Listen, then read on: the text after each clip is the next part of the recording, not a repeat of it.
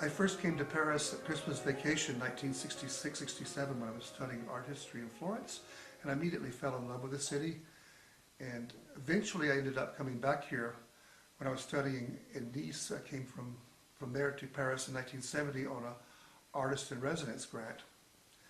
And that same day I went up to the rooftop of the foundation and looked out over the Paris rooftops and said, I'm going to make it or die trying in this place, and I'm still here.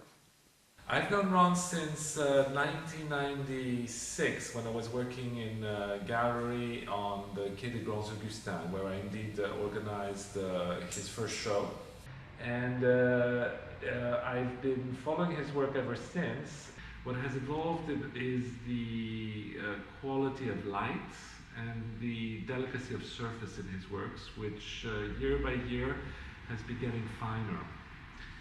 Trying to get at the actual color that I'm looking at in the photograph that I've seen in reality, unless I've decided to change that color. But to get the richness of it, the luminosity of it, it's something that's coming from inside my head.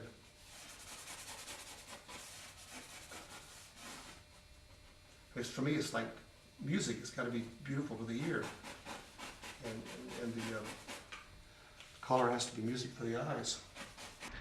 And I'm most particularly excited by the color pencil drawings that we have been able to exhibit in this show, because he's managed to find a technique that makes them look almost like paintings. So you get absolutely no sense that these are pencil drawings at all, and they have a very, very soft, almost radiant quality about them.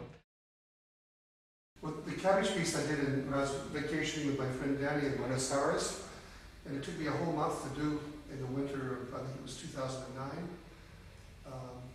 But the original photograph I was working from, I took in the Nut in Southwest France several years before that. But I guess I was mostly fascinated with this symphony of greens. There's about every green possible in that one drawing, and no other part of the palette. The realist pictures, you recognize everything in them, and everything is very meticulously rendered.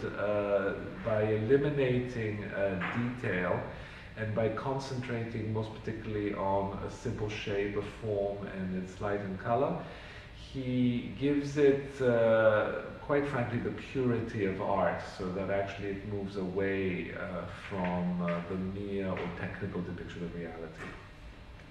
I was an abstract painter back in the early 70s for a few years.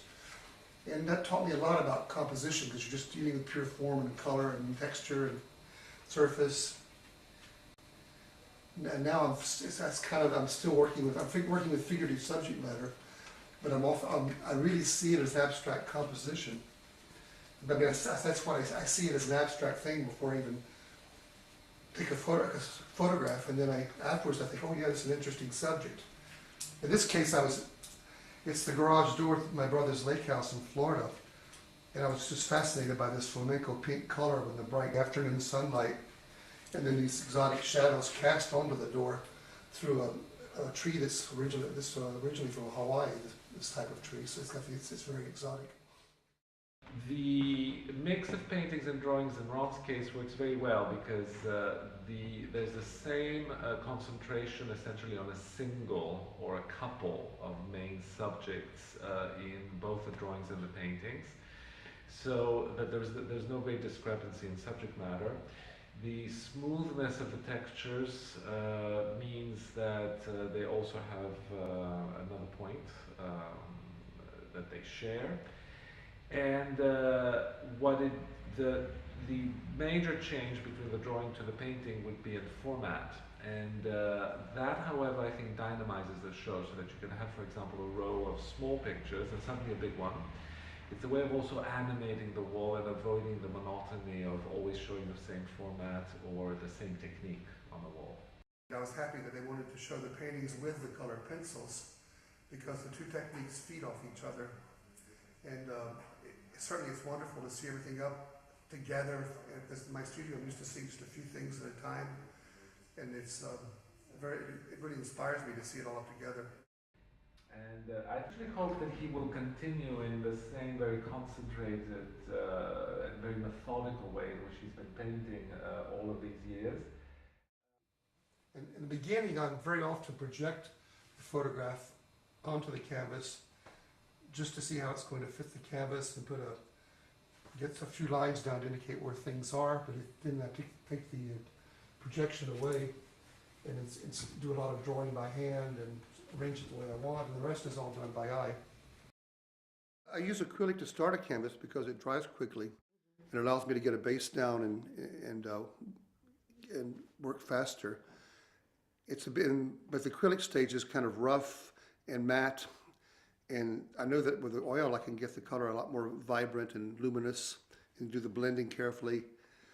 So that's the reason I work that way. And even with the oil, when I get toward the end, when everything's dry, I use transparent glazes to really push the color exactly the way I want it, to make them richer and deeper.